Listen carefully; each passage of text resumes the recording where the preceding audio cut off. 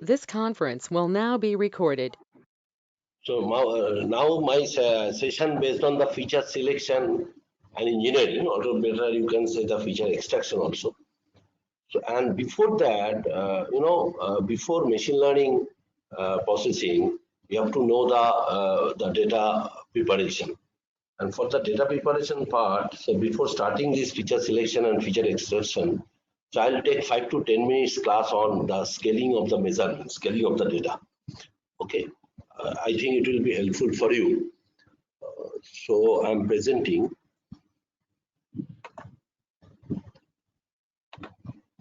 It is visible. Is it Somodeep? Yes, sir. It is visible. Okay. Yes, sir. Visible. So that is the concept of scaling and supervised data and unsupervised data analysis. So first of all, when you go for univariate techniques, this is divided into two parts. One is the non-parametric statistics, another is the parametric statistics.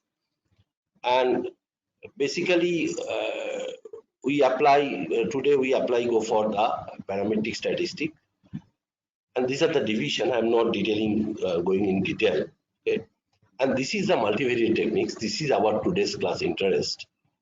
Actually, in multivariate techniques, divided into two parts. One is the dependence techniques, and another is the interdependent techniques. Okay, and basically, this is your, this factor analysis. That is the PCA, and cluster analysis. That is and multidimensional scaling. This is basically called unsupervised data. Okay. Unsupervised data.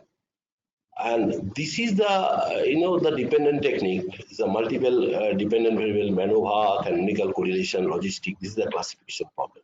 Okay, so these are all dependent techniques. And another thing, one independent dependent variable, already here it is a multiple dependent variable. And here is the one dependent variable, that is basically ANOVA, multiple regression, conjoint analysis. So these are the basic difference between classification of multivariate techniques. Okay, and and we go for these statistical methods and level of measurement, because we have to know for our case which is the dependent variable and which are the independent variables. So there are divided in two parts. One is the categorical data, another is the non-categorical data. And categorical data also divided into two parts. One is the ordered categorical, and another is the unordered categorical. So one is the unordered categorical, that is called basically the nominal scale. I'm not going in detail. Nominal scale, and ordinal scale means ordered categorical, and that is the scale variable, that is basically interval. Okay. And naturally, when we go for this nominal, the analysis, when the dependent variable is nominal and independent variable is nominal, we go for the chi-square test. That is one of the filtering technique of feature selection. And when the dependent variable is ordinal, and independent nominal, we go for the non-parametric states, or we can go for ordinal regression. Okay, so these are the different techniques are given. And today, actually, we concentrate on this correlation regression based analysis, because the feature selection based on correlation regression, as well as on the basis of the some probability based. Already in the tomorrow's class, PC sir will take your class. That is also one of the feature selection or attribute selection test, and that is the association rule. That part I will not discuss. Okay. So these are the different scales of measurement.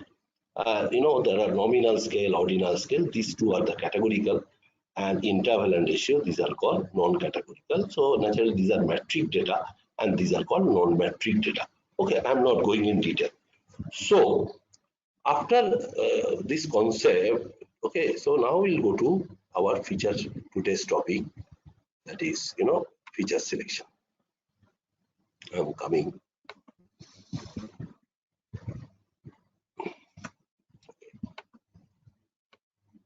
So before starting this, okay, so before feature selection, actually today I like to cover this topic. What is the interpretation, interpretability versus prediction? and what are the types of feature selection, then subset selection, forward selection, backward selection, shrinkage in the first session I just discussed, lasso and reach, and then we have to select the which is the best model. Okay, and that is basically based on some cross validation technique. And then we apply concept of feature selection versus dimension reduction, and then we go for engineering. So naturally, before going to machine learning concept, so we need this type of thing. What features we have to select, what is the how we generate the data, and what are the nature of the data. So you have to know everything, and then we can easily start the machine learning concept.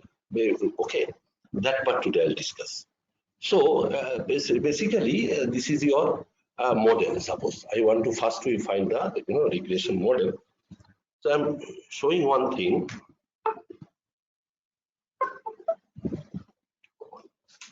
Say,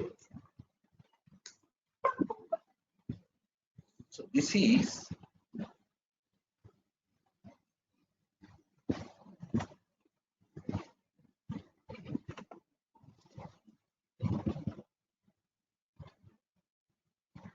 no.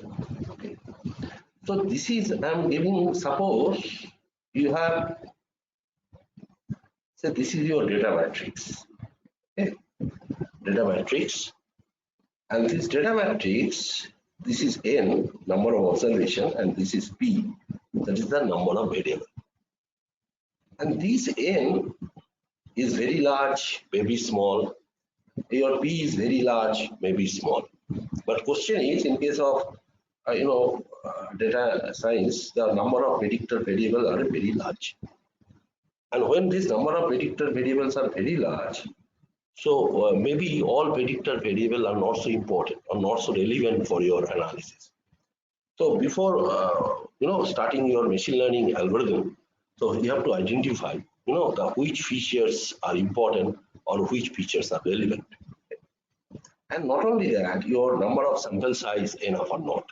Okay. So there are that's why we need some different types of selection, choice of algorithm, feature selection, feature creation, and model selection. Okay. And feature selection also known as the variable selection. So I'm going to the for the feature selection is a process of selecting a subset of relevant features or variables. And there are three methodology. One is the filter methods, one is the wrapper method, one is the embedded method. So I'll discuss one by one. What is the meaning of filter method and how we select feature using the filter methods. Okay. And similarly, what are the wrapper method, everything I'll discuss. So now come to the part filter method. So filter method basically, is called a single factor analysis. So I'm coming to one concept. Suppose I have some data. And this data divided into three parts. One is the ordinal data. One is the nominal data. And another is the scale data. So naturally, you have to know what is my data type. So that is when the data set is a categorical, either say nominal data or ordinal data. So you go for basically chi-square test. I'm not going in detail about chi-square test. And when we deal with only the scale variable, so we consider the correlation. So now I'm coming to the correlation part.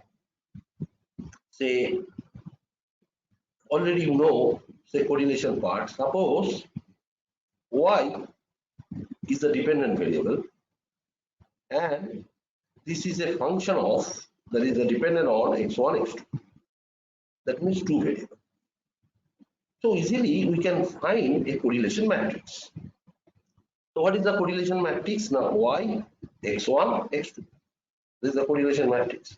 Y, x1, x2. And this is we know the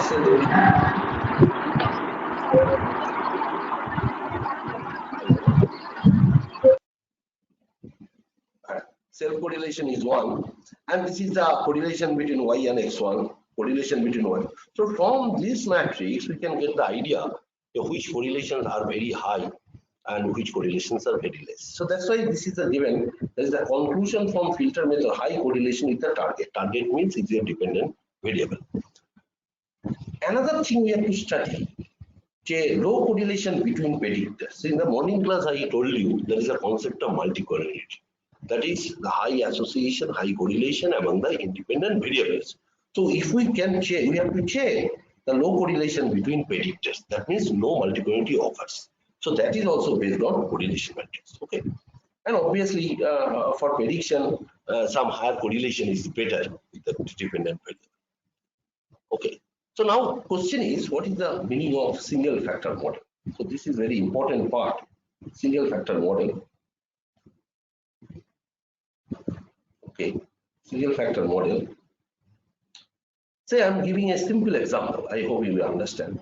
Say I have a x1, x2, dot, say x10. There are 10 variables. 10 variables. So better I am starting with the 3 variables, then it is easy, you can understand. 3 variables, and this is x1, x2, x3. Same thing, if the number of variables are more, and we get a correlation matrix. We get a correlation matrix. Okay, we get a correlation matrix, and from this correlation matrix, easily we can find the value of the determinant. Suppose this is a matrix A, and easily find the value of the determinant. And everyone we know, if the value of the determinant is 0, that is called singular matrix. That everyone knows. That means if the value of the determinant 0 means singular matrix, means either at least 2 row or 2 columns, at least 2 row or 2 columns will be the identical. That means same in nature. So what is the analysis aspect from the data science? That means the 2 observations for the 2 columns are same. And when the 2 observations are same, so then the value of the determinant will be the 0. And most of the, when we collect the observation from the data science big data, so there is a high chance for the all observations may or may not be, may have to equal, more or less equal. And when you get the equal, then the value of the determinant either may be 0 or tends to 0. So single factor model means if the simply determinant is equal to 0, that means all variables will be in a single factor model. So that means all variables are the same, homogeneous in nature. They are highly associated with each other. So this is the meaning of the single factor model. Okay. Now coming to the next part. So this is the wrapper method. This is a very, very important method for the feature selection. This is a wrapper method. Basically, you know, the divided into this part: subset selection, forward selection, and backward selection. So I have to explain what is subset, forward, and backward. So say, and this is the embedded system. I am coming later on. Now coming to that, this is my final objective. What is the optimal number of features? Okay, and which will fit for my model, and what is the shrinkage, and what is the dimension reduction. This is my final objective. Now come to the what? Subset selection. Okay. So I am telling you, say I have 2 predictor variables. Say I'm starting with 2 predictor variables, then easily you can understand. The 2 predictor variables, say x1, x2. Okay? 2 predictor variable x1, x2. Now, how many models you can generate? This is the real question. How many models you can generate? So that is the number of models will be 2 to the power p. This is the formula. I will show you how the formula is coming. So naturally, that is equal to 2 square. So that is equal to 4 models we can generate. Okay. And what is the 4 models? Say first is the null model. That means there is no variable, null model. So only y equal to b naught, null model. There is a single predictor model, that is b naught plus, b naught plus b1 xo, single predictor model. This is called single predictor model. Another single predictor model, say B0, we can change the, okay, and B2, X2, okay, single predictor. And another is the two predictor. So that is the B0 plus B1 X1 plus B2 X2 plus this is a two predictor model. So now you have to check, we get the four models. Now for the first model, this is a null model. For the second model, only X1 is present. For the third model, only X2 is present. And for the fourth model, X1, X2 is present. So this is called null model, first one.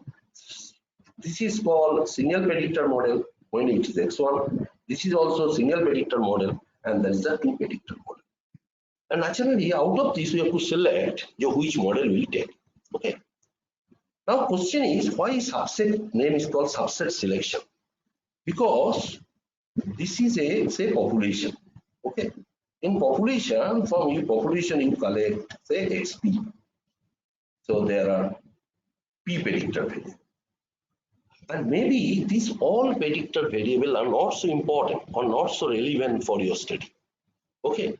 So definitely you have to reduce, you have to select these features which are important. So naturally you get a subset.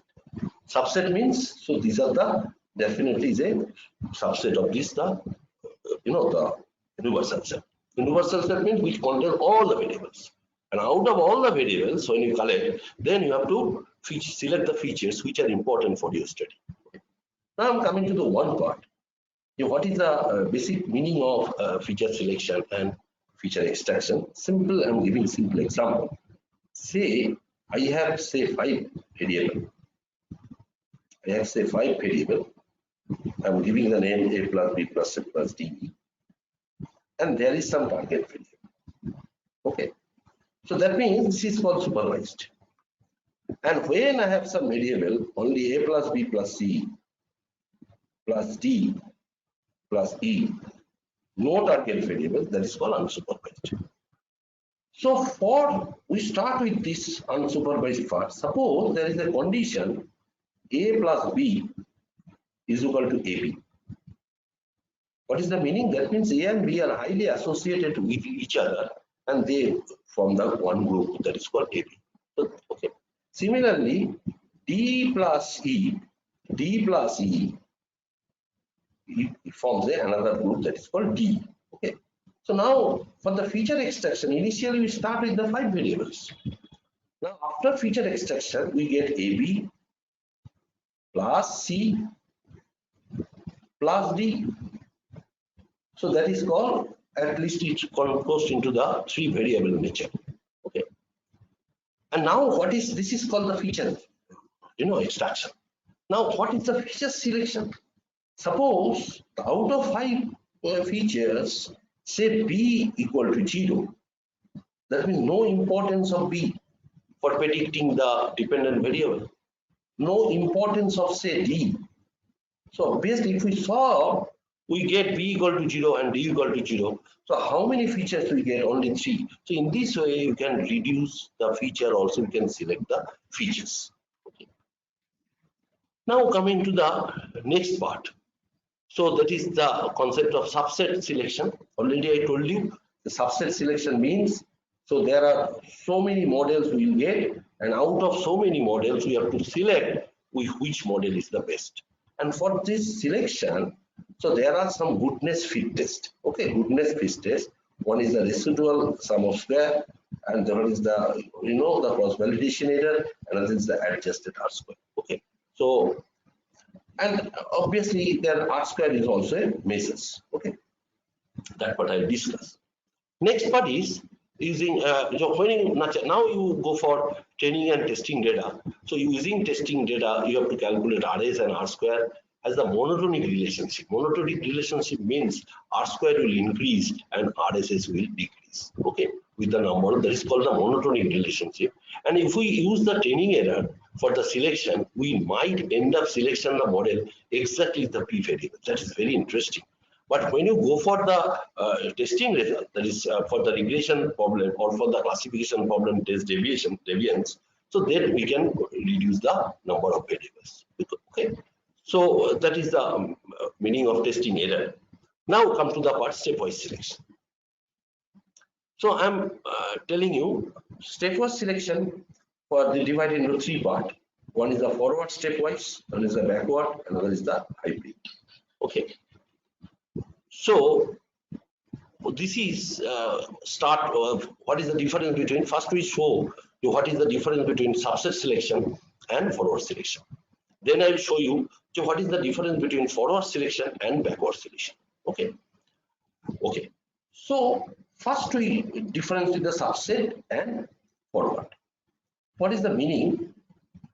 I'm giving a simple thing. Suppose we have a 5 variables, 5 predictors. So what is the meaning of 5 predictors? That means we can create 2 to the power 5, that is equal to 32 models. Okay, 32 models. And what are the 32 models? One is the null model and other the 31 models. So question is, out of 5 variables, there is a single null model, that is basically 5C0.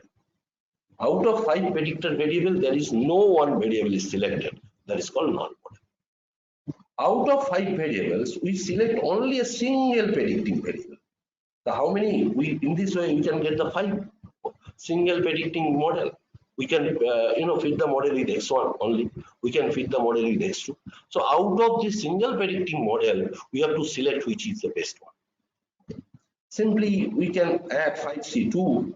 5C2 means how many we get the 2 predicting models out of 5. Simply we can add the 5C3, and 5C3 means C predicting model, and we can add 5C4, and we can add 5C5. So naturally, if we add 5C0 means we get a one single null model. 5C1 means we get 5, one predicting model. 5C2 means 10 single or 2 predicting model, 2 predicting model x1, x2, x1, x3, 2 predicting model. 5C3 also 10, 3 predicting model. 5C4, 5.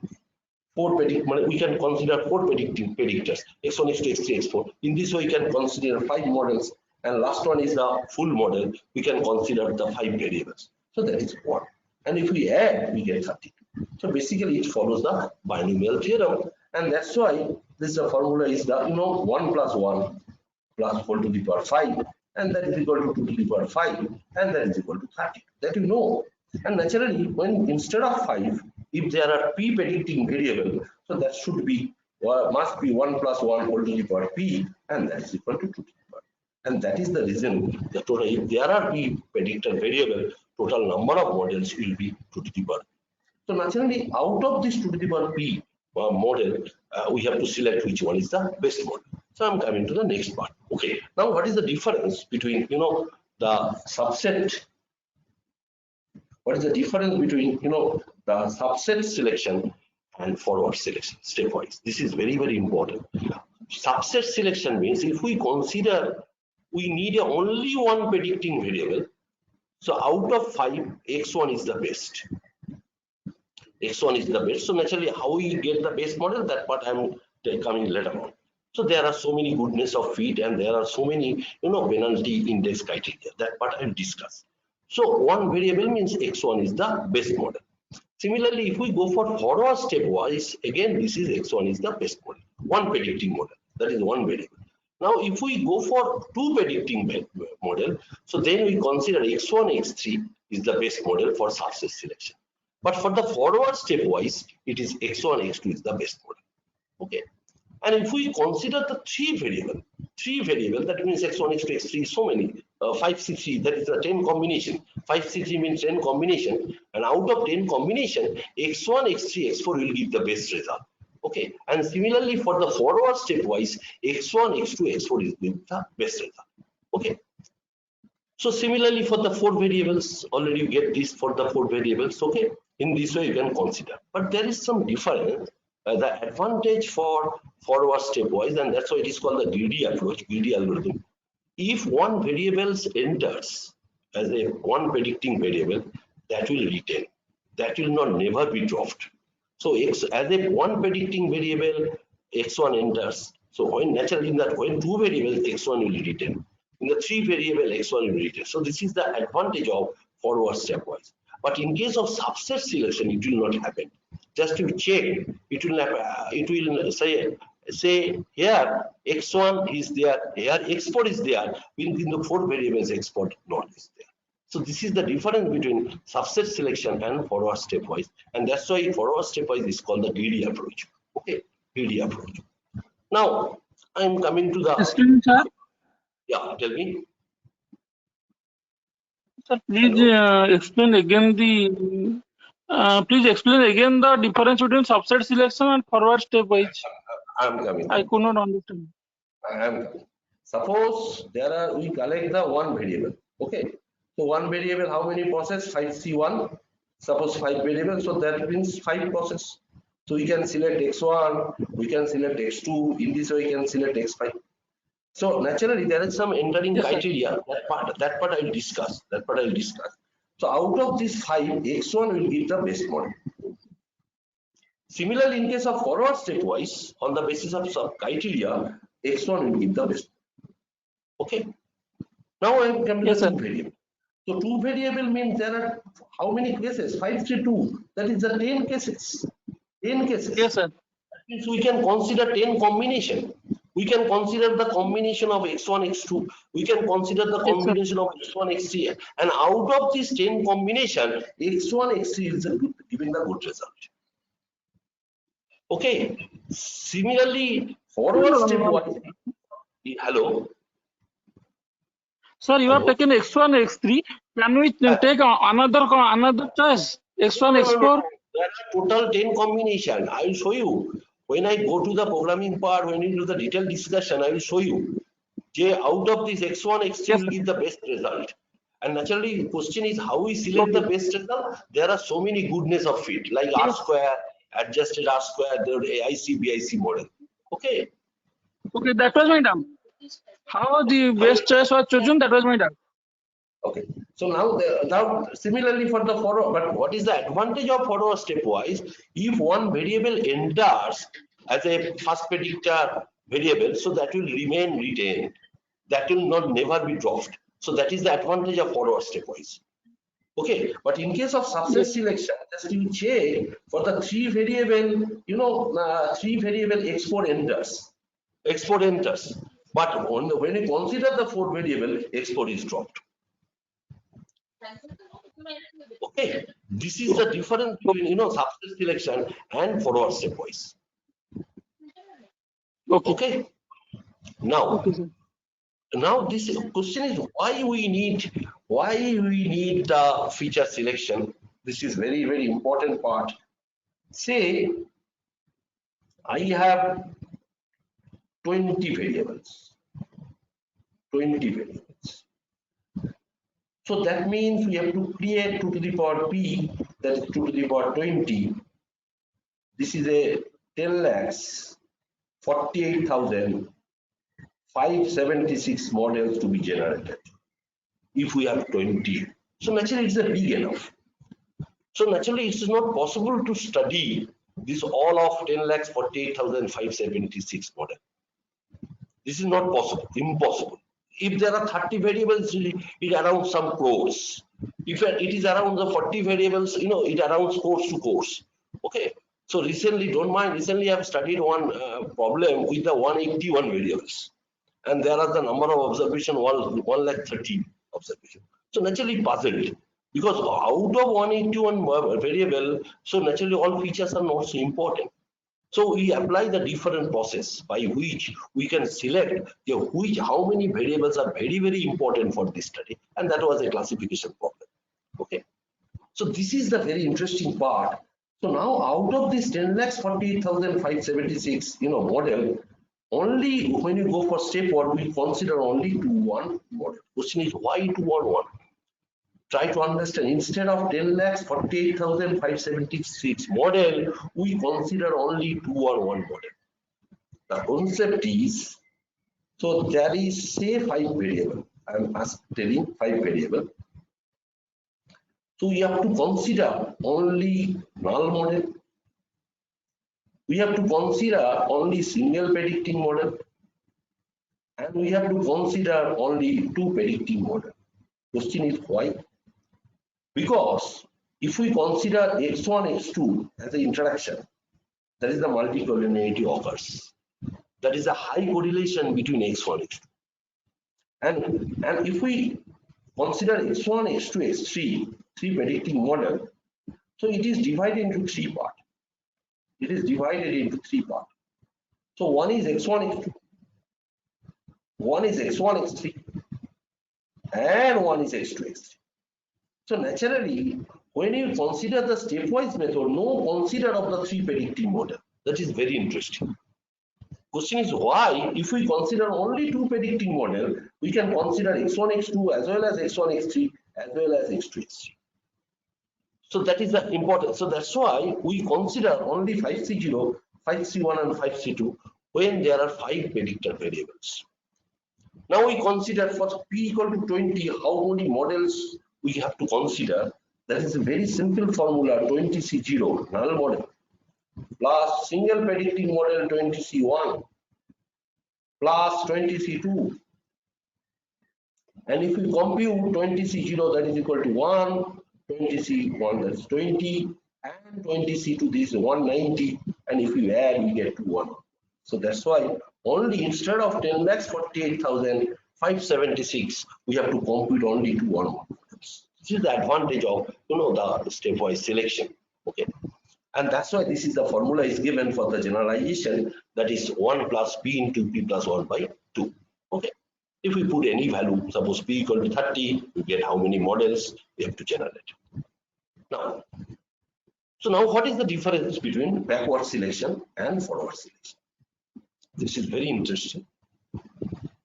First, we know the concept of forward selection already discussed.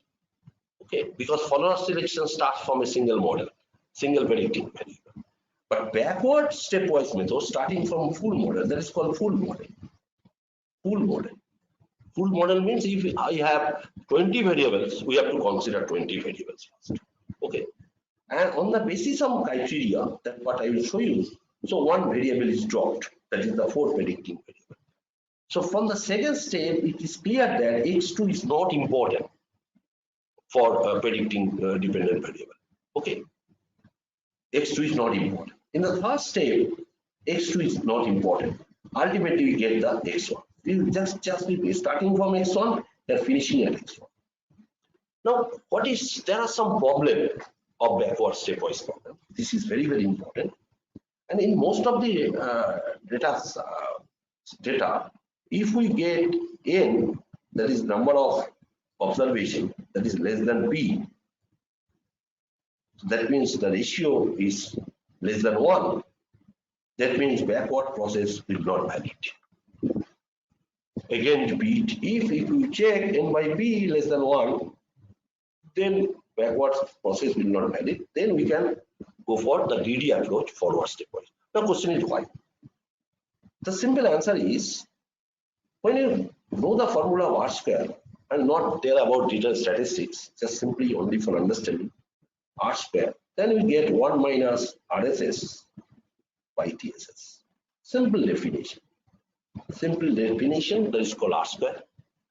But most of the data science, we need the adjusted R square. Adjusted R square is very, very important, because adjusted R square, dependent on degrees of freedom.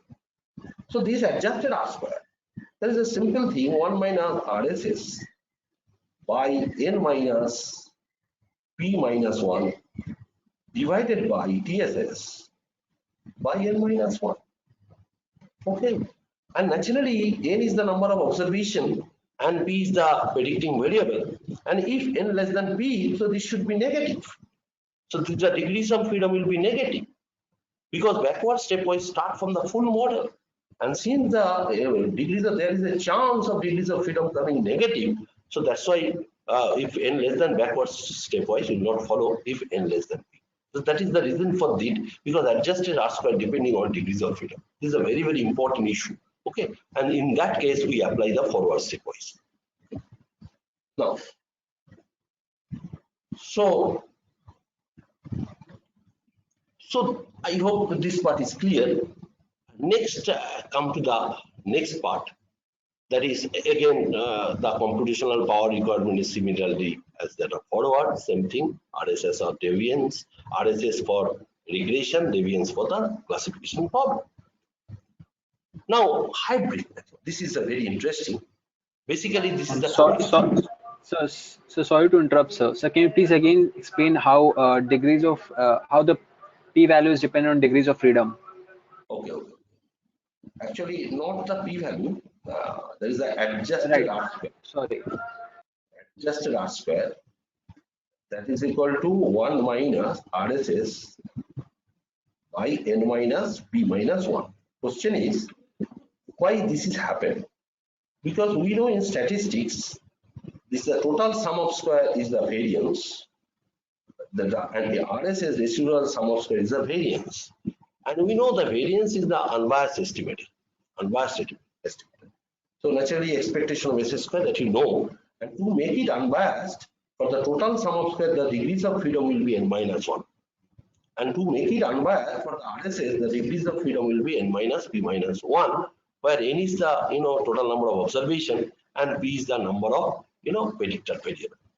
Now number of degrees of freedom, naturally degrees of freedom is a positive term, it can never be negative.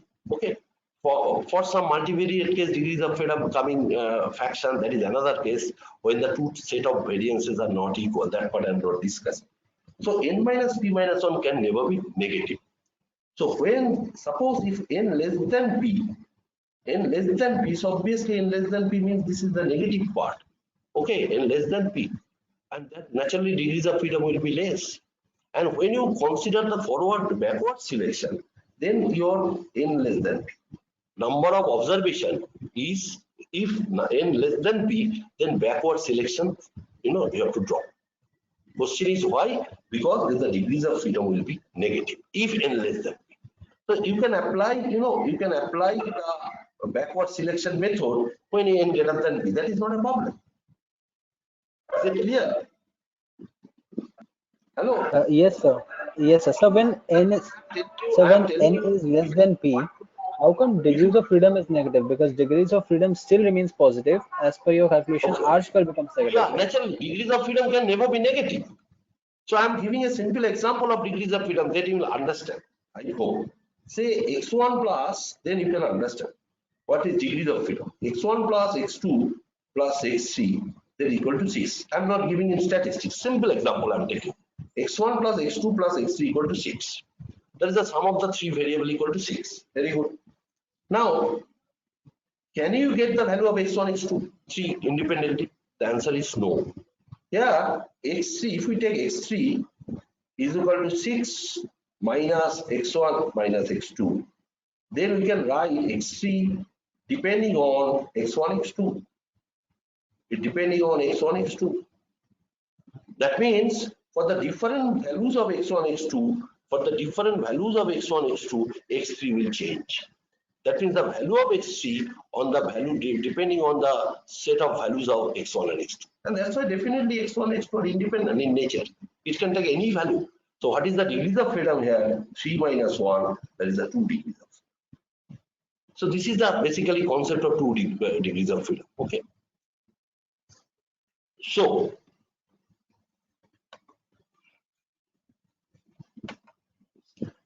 now, so this is the choosing the, already I told you how we choose the base model, adjusted R square, AIC and BIC. That's what I will show you. So next is the embedded model. In the morning session I discussed, that part I am not covered. So before coming to the feature extraction part, so I will show you a simple case using R Studio, because R is the open source program, and then you can understand how R is very simple. Okay, I'm showing you that. I run the R package.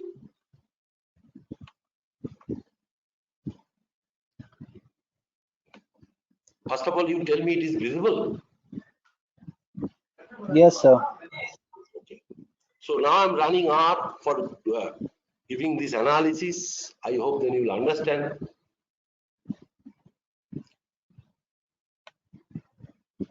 Okay, say, so already I told in the morning that when you run R or Python, anything, these open source packages, you have to install some packages and some library functions. Okay. And I'm telling you, everything I'm telling is given in the Google. So I just copied from Google and simply I put my data. I'm telling you, put my data. And my part, main part is the interpretation. Everything is available. Okay. So that's why when I started this OLS SR, that is basically I'm solving a regression problem, and that is based on ordinary least square. So we have to install packages OLS SR. So and this is some library heaven. Why I need library heaven? Because I import some SPSS package, SPSS file. Okay.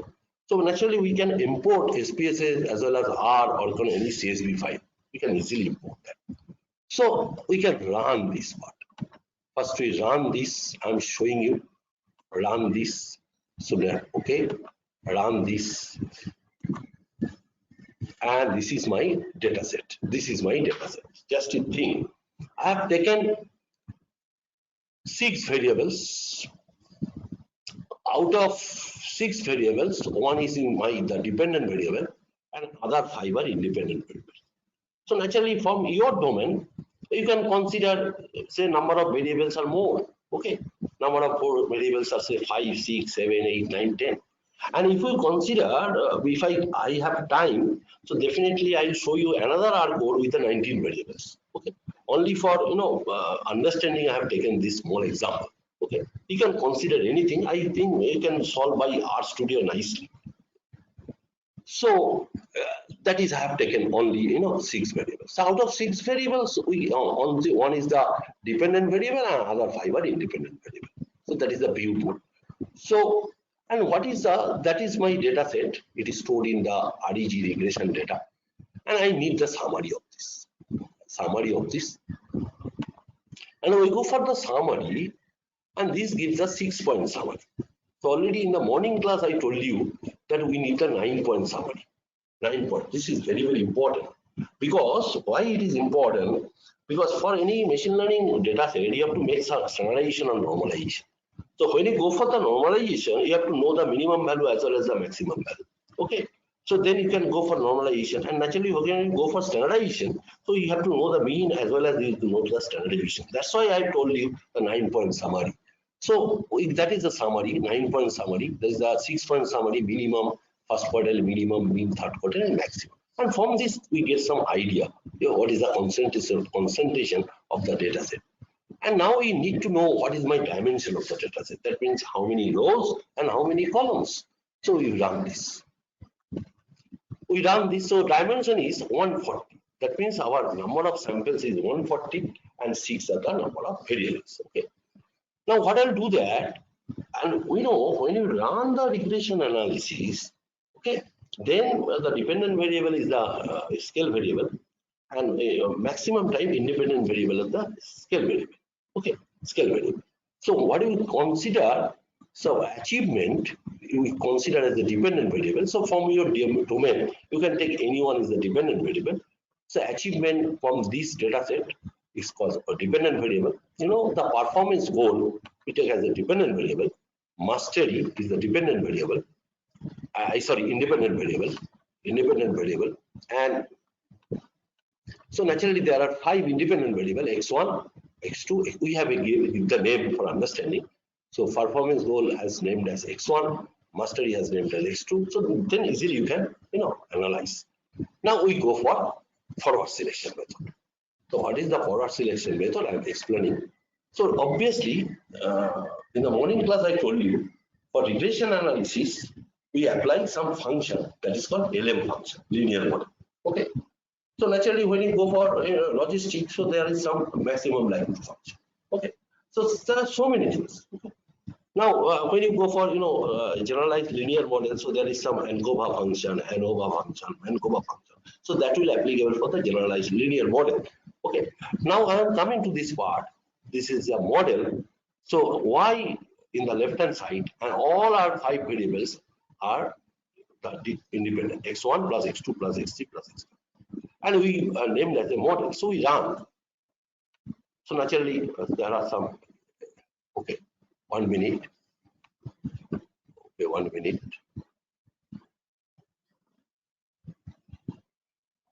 Okay, 1 minute. Huh? So first of all, we have to run from this. Y is not selected. So first of all, we control L. Very simple. X1, X2, X3, X4, X5. Now it is okay. Now we go for model. Model is okay. Now we go for the forward fit. Forward fit. What is the my P enter? Already in the morning class, I told you there is a thumb rule P value is 0.05.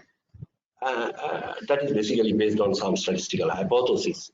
And when the P value is more than 0.05, that variable is not important. And when P value is less than 0.05, so that variable will enter. So that's why it is the criteria for P entering. And we apply this step, this step OLS forward function on our data set, that is the model.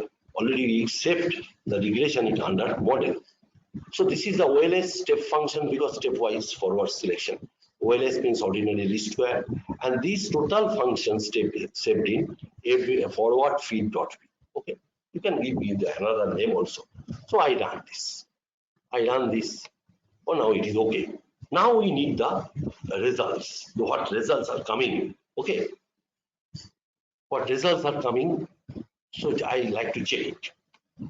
So this is the result. So better we extend it.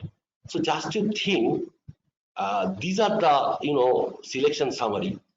These are the goodness of fit measures, and this is the Mallows CP. This is one penalty index criteria. This is the AICTE information criteria AIC. This is also the one criteria for fitting the model, and this is the root mean sum of square error. So first, one predicting model. X2 is the one predicting model. Within that is R square is 0.3304. Adjusted R square is 0.3255. Always adjusted R square is less than R square. This is the Mallows CP. So these are the minimum will be good. Minimum will be good, and for the R square and adjusted R square maximum will be the good. So this is the goodness fit, and this is the penalty index criteria, which is the minimum that will be the good. Okay, so definitely I will check which is the minimum. First we'll check for the which is the minimum. Suppose if you check the Mallows CP, so 3.7171 is the minimum. Similarly, AIC 401.6636 is the minimum, and RMSE so 0.9944 minimum. So from the minimum criteria, all three are satisfied. Okay, now come to the part R square and adjusted R square. For R square and adjusted R square, we need the more value because this is the explained part. Okay, and this is R square, this is the maximum, and that is also maximum out of 3. So we go for the three predicting model.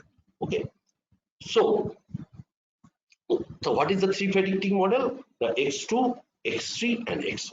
First one predicting model is X2, and that gives the R square value is 0.33. But if we consider another model is the X2, X3, because X2 will retain because we are applying the forward stepwise. So X2, X3, we give the R square value is 0.3846. And if we take the X2, X3, X1, and that gives the 0.4044.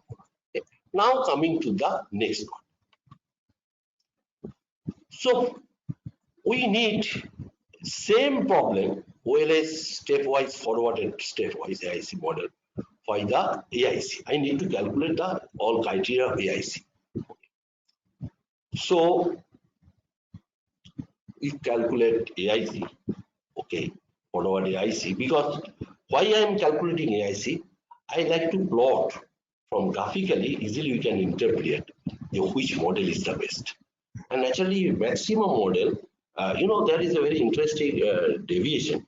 If your sample size is not very large, so then we can go for AIC model, AICTE information criteria. But most of the machine learning problem, if your data size, number of observation is very large, so instead of AIC, you go for the BIC also, Bayesian information criteria. But here I have solved only 140 observations, so that's why I have taken AIC. Okay. So now we go for forward feed AIC, and this is the model. Okay, now just to check forward selection summary already given, and for X2 these are the AIC values. Everything sum of square values is given, and RSS this and R square, because AIC is nothing but the RSS plus some penalty. I'm not going in the formula, this is given in any book. RSS basically, in case of regression, you calculate AIC on the basis of RSS, and when you go for the classification problem by logistic, then you just replace RSS by the log likelihood function, maximum likelihood function. This is simply difference because logistic is a nonlinear function. Okay, so now I'm coming to part. So AIC is the least for the third model. So now we can check. Now we can check the plotting, but from plotting easily you can interpret which model is the best, because AIC is least means the model is best. We have to plot this. So after plotting we get this model. First, this just a thing, AIC is more when you consider only single predicting model. AIC is to some extent less when you consider two predicting model, and AIC is least when you consider three predicting model. So out of five predicting model, so we can consider maximum three predicting variables. Okay. And next we go for okay. So then we know the details analysis. Details analysis means, so we know go for the detailing of this. So that is very interesting. Detailing means it will be detailing feature. I'm coming to one by one. Detailing feature means, for regression, this is basically I'm solving regression. Okay. So for regression, for final model output, I'm going in the path. So many things will come. Okay. So many things will come. Okay. So this is the candidate terms. Candidate term means how many variables we have taken. First of all, step 0, AIC is 468.1994. When Y is a null model, we consider it null model. Okay. AIC is more. Now come to the part, we consider X2 AICs. That means out of 5 variables, X2 gives the best results. Okay. So that part I will show you in the selection model, sub-selection, X2. So that is AIC is a 414.0549. So naturally, one predicting model. And now come to the part X3. That is X3 means X2 plus X3. That is the step 2. X2 plus X3. That is the two predicting model. And we calculate AIC, and which is less than the step 1 AIC. Okay. And now come to, and already try to understand. You get everything. Degrees of freedom, RIC, everything you get. Okay. Now consider this. We consider X2 plus X3 plus X3 predicting models, predicting variables, and here AIC is 401.6636. So these X5 and X4 variables are reduced. Okay, so no more variables to be added, and variables entered X2, X3, X1. Already I told you. So and final model output. So this is the final model output I am coming. So that is R, that is the multiple correlation R squared 0.404, that is the adjusted R square, and that is the predicted R square values. Okay. And this is the ANOVA table already, and this is for the benchmarking, that is based on the p-value. If the p-value is less than 0.05, that means regression is relevant. Okay. And this is the parameter estimates, that is the p-value. Already I told you, the p-value is the entering criteria. So naturally, if the p-value is less than 0.05, then X2 will enter. P-value is less than 0.05, definitely X2 will enter, and P1, X1 also enter on the basis of p-value. So this criteria is matched. Okay. And this is the the beta values that that part I'm not discussing. And so this is on the basis of the forward selection. Okay. Now coming to the part, the backward part. So backward part means you start from the full model. Already I told you. So full model, backward part. Okay. So, okay. So now we go into the backward part. So backward part, same thing. The same way step forward, basically, forward replaced by backward, underscore p, because it is based on the p value. We operate this function on this model where the regression is saved and entering p criteria is 0.05. Simple thing. And you saved as this is the name is backed fit.p. It is saved as. So naturally, we just run this part. And if it is okay, so we get the summary. We get the values. Okay. This is the backward. So go for the summary, elimination summary. So just to think, back elimination summary, step 1, variable removed only x4. Try to understand what is backward. Backward started from the full model. That means we started with the full model, means we have taken considered x1 to x5. So out of 5 variables, initially x4 is removed on the basis of p value. Okay, on the basis of p value, because its p value is very large. Okay, not only more than 0.05, it is extremely large value. Okay, so now we come to the part. This is the AIC values. Run this, and obviously we get this thing. So how we select the model? Just to think backward elimination summary. First, we get the full model. What is the meaning of full model? We consider x1, x2, x3, x4, x5. Next, x4 is removed. Next, x5 is removed. So when x5 is removed, automatically AIC value is less, dropped. Automatically residual sum of square, the ultimately residual sum of square is increased. Okay, r square is okay, and adjusted r square is this. Okay, so now this is a very interesting thing. So from the full model, this is the backward elimination summary, but I need a model. We need a model which variables will come, or which predicting variable will come under backward selection. So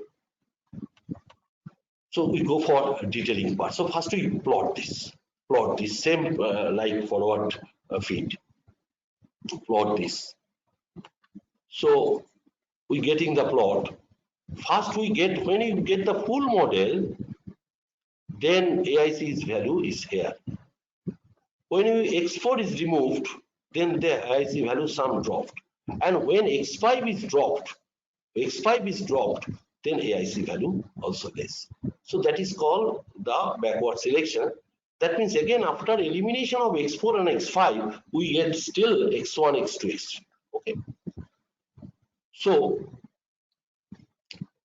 now we go for the detailed summary of this detailed summary of the backward method. So this is the detailed summary. Naturally, you can give in your research paper when you solve this problem by this detailed summary. So this is your detailed summary. Backward elimination method, these are initially, we start with the 5 variables. Step 0, that is the full model. Full model we consider. Okay. Next, after considering full model, x4 variables removed. And when, just to check, when x4 removed, then automatically AIC sum minimum less. AIC is less than this AIC. Step 0. Step 1 AIC is less than step 0 AIC. So here x4 is dropped. So, and definitely I'll show you why x4 is dropped. So then, in the step 2, in just a thing, x5 is dropped. X5 is dropped, and we get x1, x2, and x3. AIC is still less. Okay. So then we get this no more variables to be removed. So variables removed x4, x5, and final output we get. Final output we get r square we get, adjusted R-square, everything we get. And naturally, the regression and yeah. Now come to this point.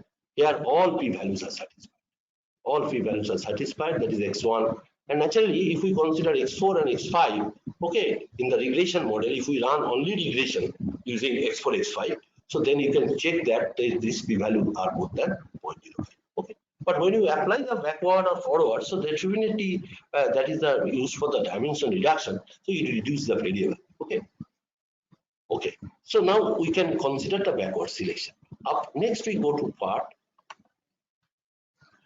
Next we okay. So then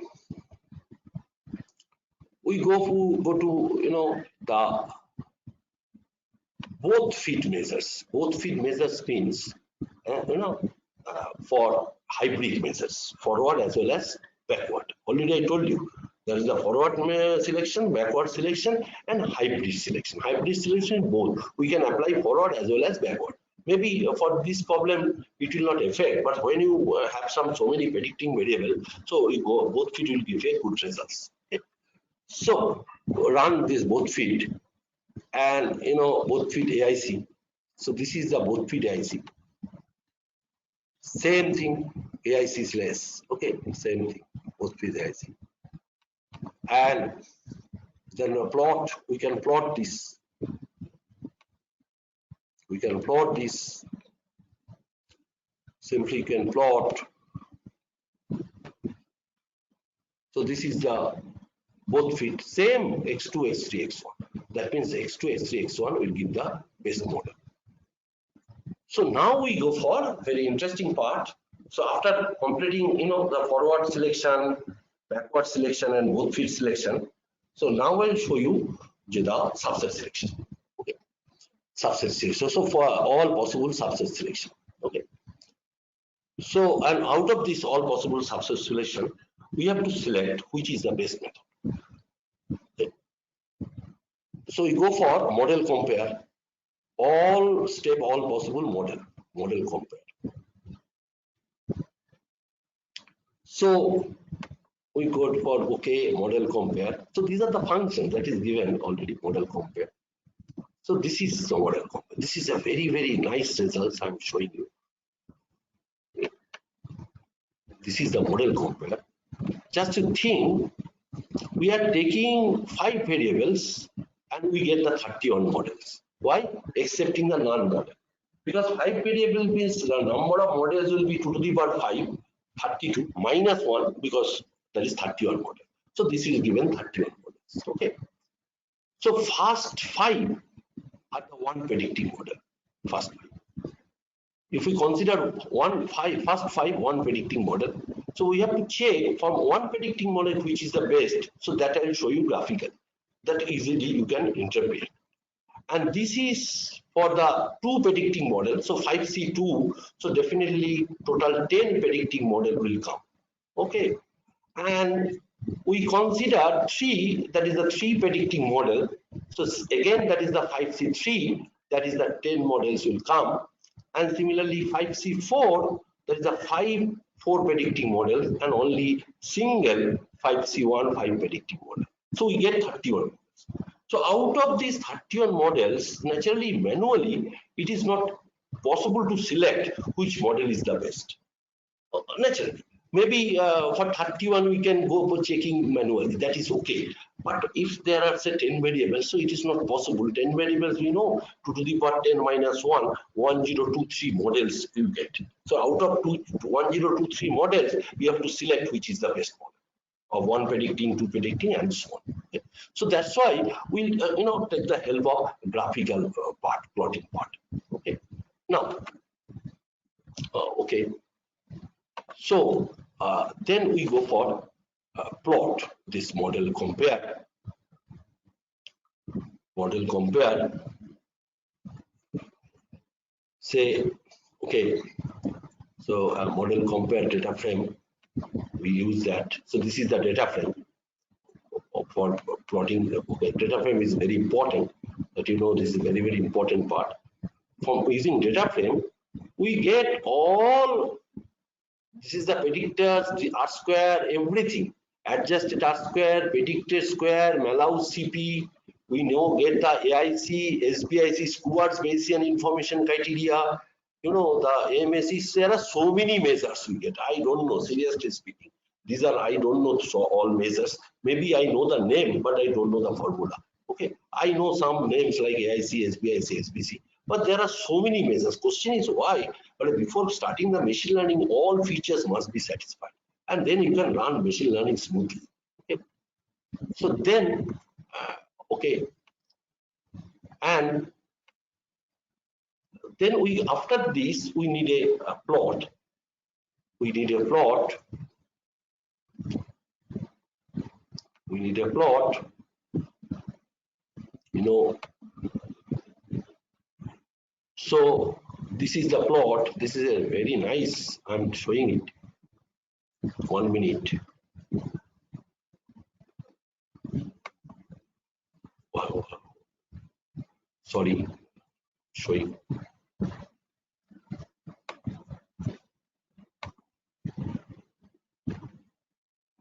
Okay. So, okay. This is your. The sharing is off. Pages graph. This is the. There are 2 pages graph.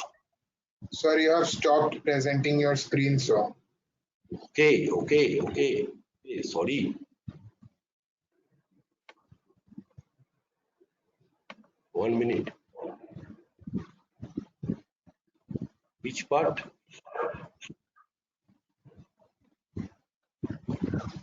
One minute.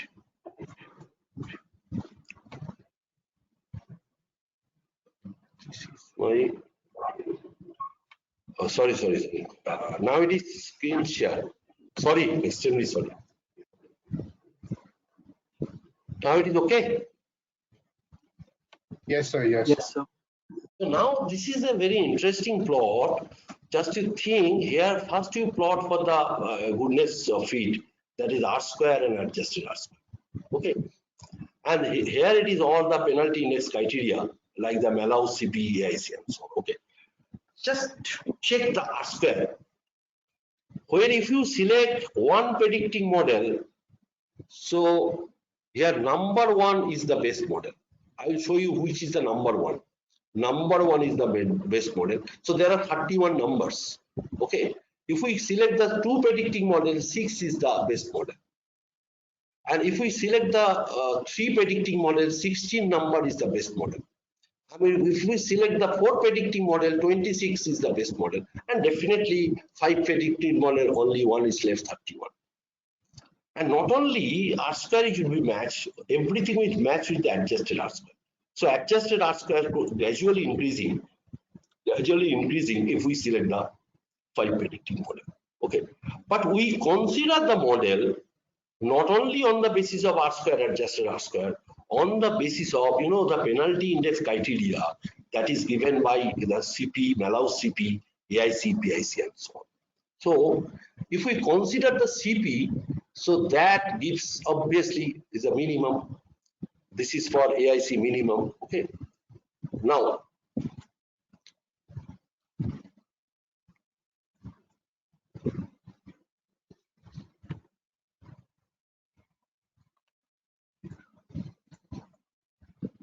one minute.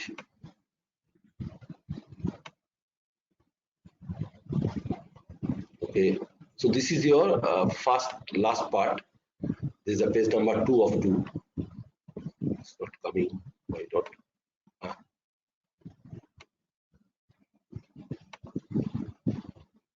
Oh, 1 minute. Huh?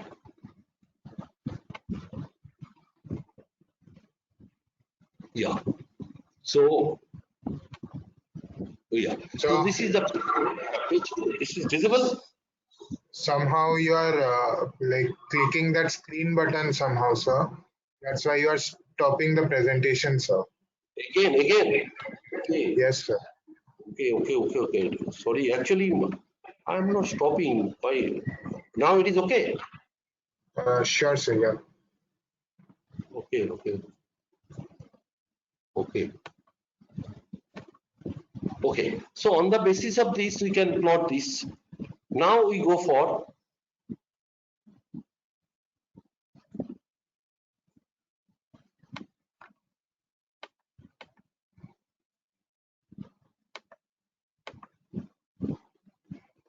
okay.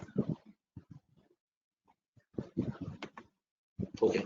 So now we go for which is the best model of this. So model compare. So this is your model compare final. So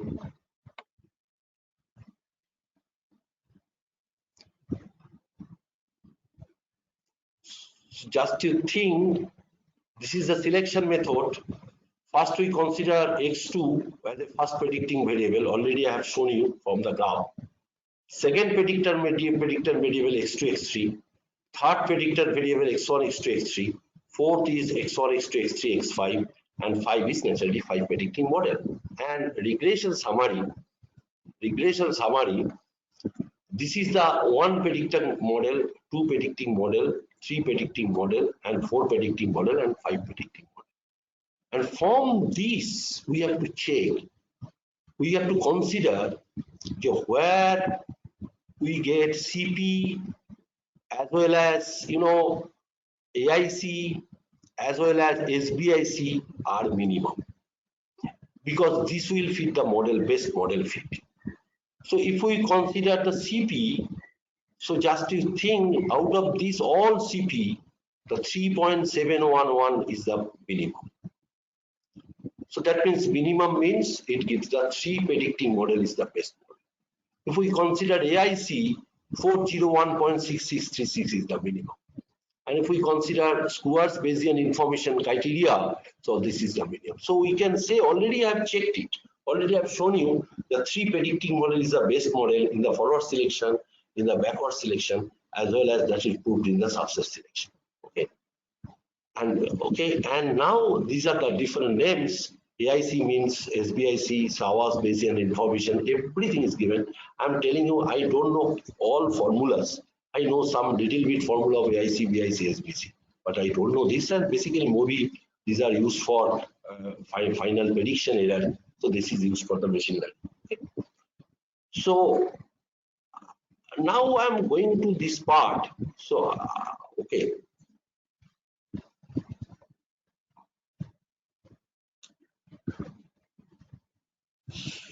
So now I will show you.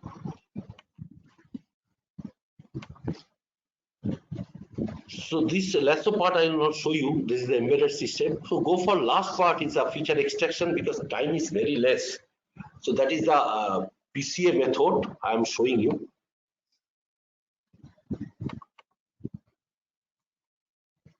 Feature extraction. I will give the outline of this thing. I hope then you can easily understand. And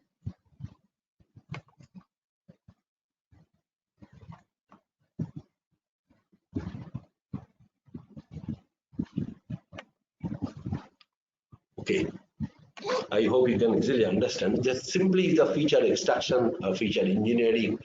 And naturally, feature engineering is a very important term. There is a pre-processing step in the extraction of transform features from the raw data that will simplify the ML model. So this is a pre-featuring. And pre-featuring means you have to know the decomposition of the categorical attributes, decomposition of date. You have to know the transformation attributes, the numerical values.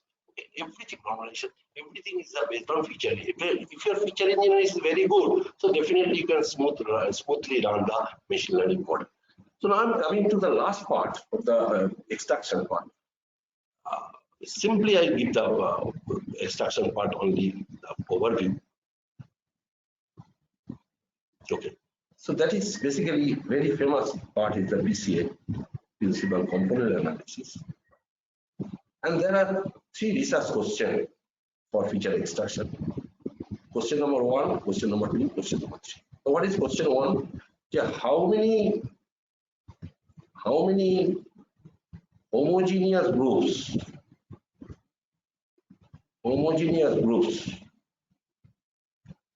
can be extracted. This is what is the feature question number 2? Yeah, who are the members of the groups? Members of the groups. And what is the question number 3? So suppose there are three groups suppose. Question number 3, is there any relationship between G1, G2 or G1, G3? So naturally PCA only consider the question number 1, research question 1. And this is very, very applicable for face recognition, image comprehension. That, in case of deep learning is very, very important. Because it gives up one second, my battery.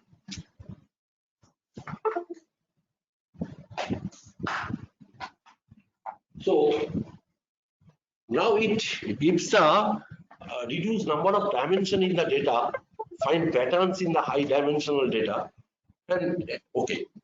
So for this PCA, we can solve by some correlation matrix.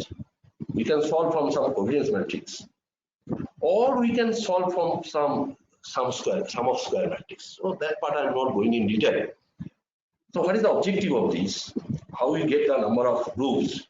Simple thing, we get to find the value of the eigenvalue. Eigenvalue. So that is the determinant. Determinant A minus lambda I. Simple. And where A is your correlation matrix, multivariate correlation matrix, or you can take covariance matrix also. And from these, say if you have this unsupervised data, say if you have some p features, say better to say 10 features. So definitely we get a 10 by 10 correlation matrix. And out of this 10 by 10 correlation matrix, so we get the 10 eigenvalues. And all are in the decreasing, all are the decreasing. So lambda 1 is greater than lambda 2. And very interesting part of this, our objective is how many homogeneous groups can be formed. Out of 10 eigenvalue, how many you have to check, how many eigenvalues are simply more than 1. So if you out of 10 eigenvalues, if the 2 or 3 are more than 1, so automatically you can tell the 3 groups can be constructed. So just to think, initially you start with the 10 variables and you construct the 3 factors, and where the 3 factor, this is the factor is nothing but group is nothing but the linear combination of the variable, linear combination of the other variables. Maybe in the group 1 there are 3 variables, maybe group 2 4 variables, and maybe group 3 3 variables. Suppose if the 3 eigenvalues are more than 1. So these 3 variables are highly linearly associated with group 1.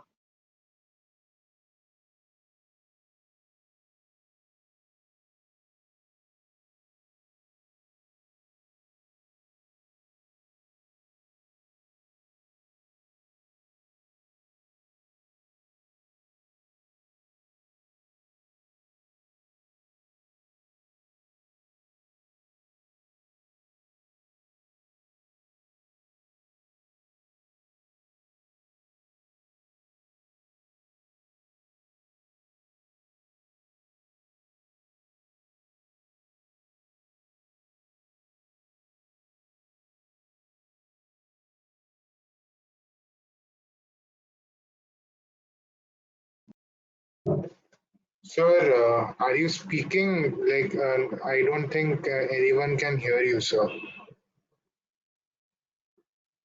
Gautam, sir?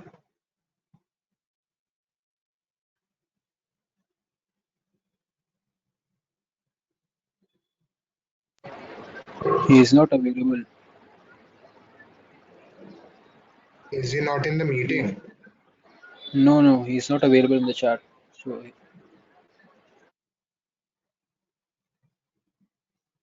Yeah, I guess there's some network problem. Prashanjit, sir, are you there?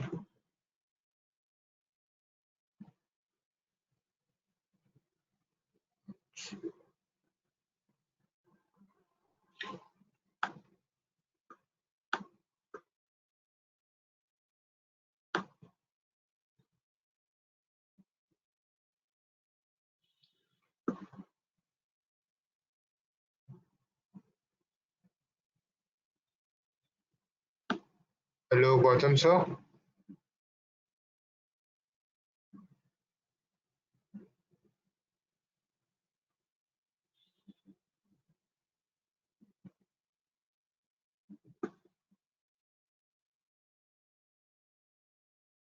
I think you have to contact him personally. I mean, over the phone or something, because he did something that got himself disconnected. Yeah, I'll try doing that.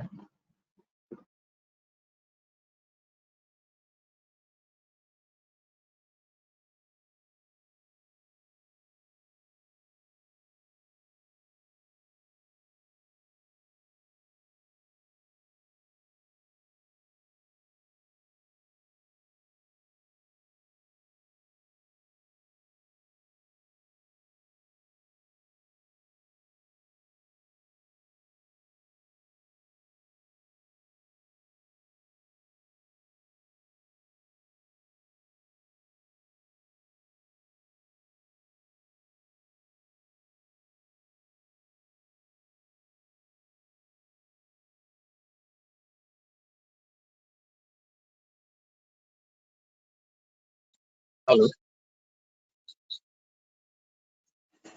Hello. Actually, I called sir. I think there is some network issue with GB sir. So he will be join. He will join after 2 minutes. Okay. He's changing his network from cable net to phone network.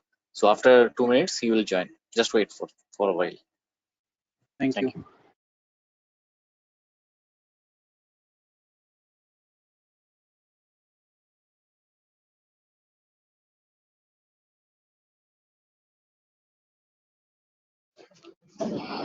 Shan sir, is he aware that we are not like his Yeah, I audio think there's is no one off? submitting.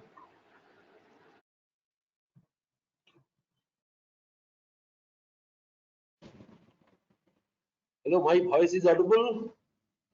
Yes, sir. Yes, sir. Yes, sir. Yes. Oh, it's audible, sir. Network issue, don't mind.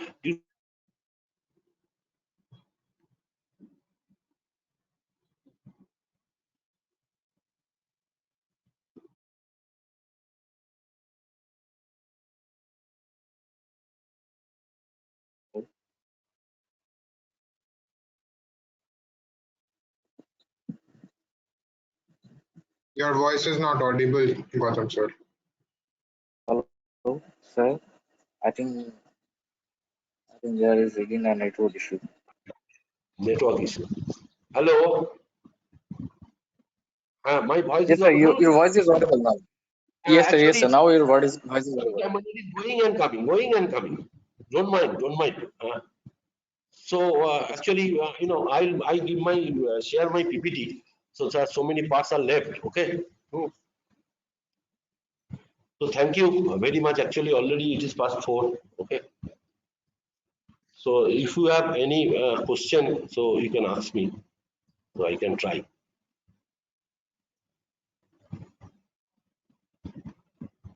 So what is Hello. the significance of AIC? The AIC significance, that means I'm telling you, AIC mainly applicable for penalty cases. Okay. In case of RSS, that is the residual sum of square we calculate, okay. And naturally, if AIC basically based on number of observation as well as the number of variables, okay. And on the after naturally when you calculate AIC, RSS is one of the part plus some n and d square and sigma hat square, some error part sigma hat square. And when you calculate this AIC, so AIC when your number of predicted variable are less, we can give the best model where AIC is less because AIC is the error part actually. Yeah, AIC also error. So that means we consider the minimum of AIC. AIC, BIC, SIC, all are the minimum. And when you consider the classification problem, I'm telling you, then also which is the best model, you have to select either AIC or BIC or SIC or SBIC. But question is the problem is between AIC, BIC, the formula will change when you apply the regression and when you apply the classification problem. Okay. When you apply regression, so then the AIC based on RSS, that is the residual sum of square. And when you apply classification problem, then AIC, SIC based on minus maximum likelihood function. Question is why? Because in case of regression, logistic regression, you have to estimate the parameters, that is the beta parameters, to getting the value of probability. We are applying maximum likelihood estimate. So when you go for AIC, we put some minus value, that is the negative maximum value estimate. And that same case applicable for the embedded system, that is a regression technique. Same thing. Instead of RSS, we apply. And AIC, BIC applicable for getting the good model, I am telling you. Not only that, in case of regression also, we can apply AIC, BIC also. Because not only regression, mainly regression, I'm telling you, because I'm giving a simple formula, then I hope you can understand why we need AIC. Very good question you have asked. So, AIC basically RSS. Already I told you, RSS plus it is basically based on the number of predicting variable, and so the sigma hat square, there is a variance square. So just to tell, when the variance is less, and that part, the variance is less means error is less. Okay, variance is less, and that is, since it's the error, we divided. Actually, I'm telling you, if you go to the Google, you get this formula. I'm telling you, any book, the formula is given. But only we check AIC, BIC for the fitting the model. But till when you deal with the big data, you go for BIC. Because question is why? Because BIC based on n number of observation as well as the number of variable. So naturally, if your number of observation is very large, then AIC will fail. AIC will fail. Gautam sir, are you trying to write something with your digital pen? Because I can write. If I write, then you can understand. I think. Oh no, sir. I actually thought that you are trying to write some equation. Actually, okay. Thank you, Somdi. Just I am giving 1 minute time. 1 minute time. I'm trying. Just give me 1 minute time. Actually, here network issues. 1 minute time. Meanwhile, do we have any more questions for sir? You can either write your questions in the chat box, or you can switch on your audio and ask him.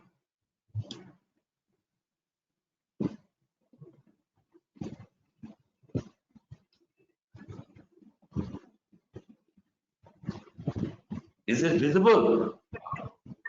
Yes, sir.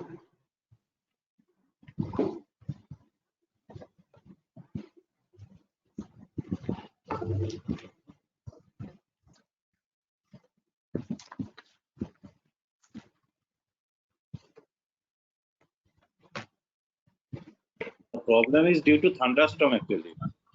Actually, network is busy. There's too much problem. Again, 1 minute just. So this is, RSS plus.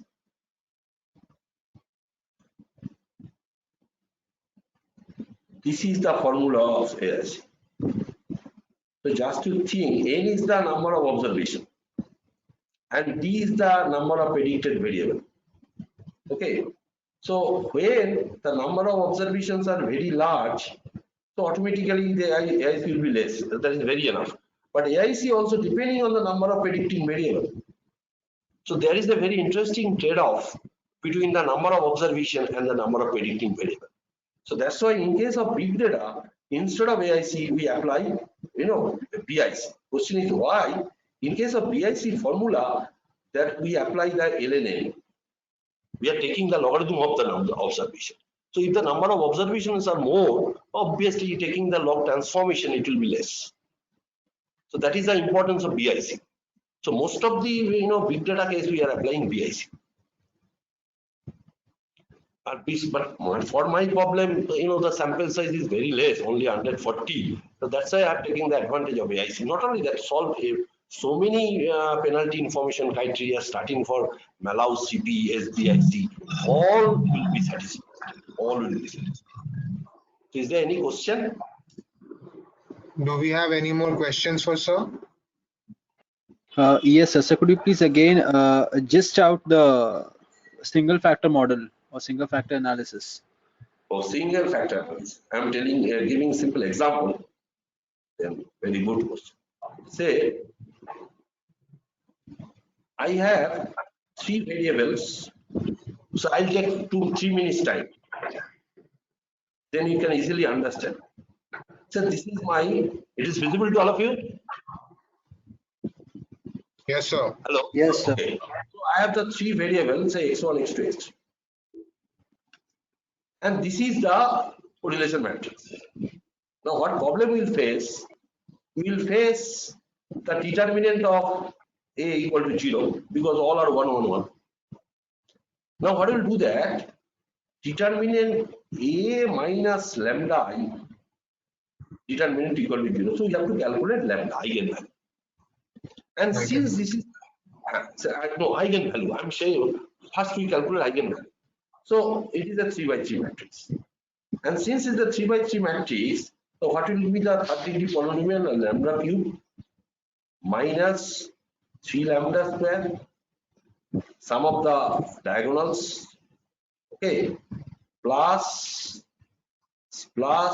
0, 1, 1, 0, and that is 0 plus 0 into lambda and plus determinant 0, that is equal to 0. So this is the third degree polynomial. And when you get third degree polynomial, so then we take lambda square common and then lambda minus 3 equal to 0.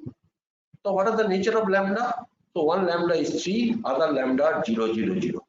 So obviously, all three variables will form a single factor model. Is it clear or not?